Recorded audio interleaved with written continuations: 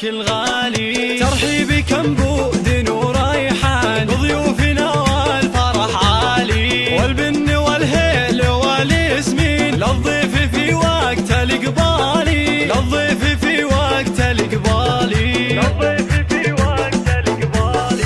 وأم العروس رحبتها الحين بضيفانها قول وافعالي، يا مرحبا ألف وملايين من فاطمة بأجمل الليالي، من أم عبد الله الفهلين، يا مرحبا بخير الأحفالي، يا مرحبا بخير الأحفالي، يا مرحبا بخير الأحفالي.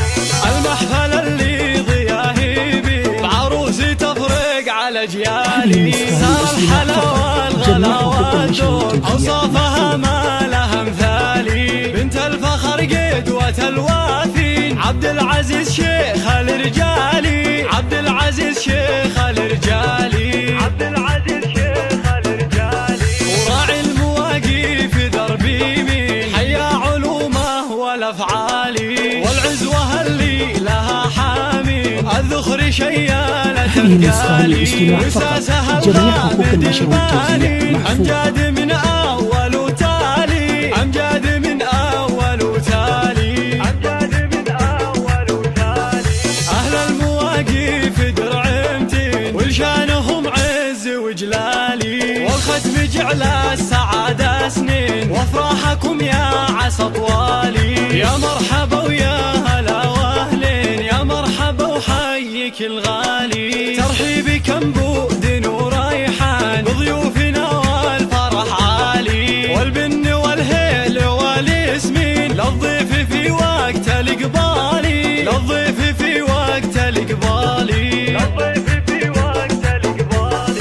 وأم العروس رحبتها الحين بضيفانها قول وافعالي، يا مرحبا ألف وملايين من فاطمة بأجمل الليالي، من أم عبد الله الفهلين، يا مرحبا بخير الأحفالي، يا مرحبا بخير الأحفالي، يا مرحبا بخير الأحفالي. المحفل اللي ضياهي بي بعروسي تفرق على أجيالي، صار الحلا والغلا والذوق أوصافها ما لها مثالي، بنت الفخر قدوة الوافين عبد العزيز شيخ الرجالي، عبد العزيز شيخ الرجالي، عبد العزيز شيخ الرجالي.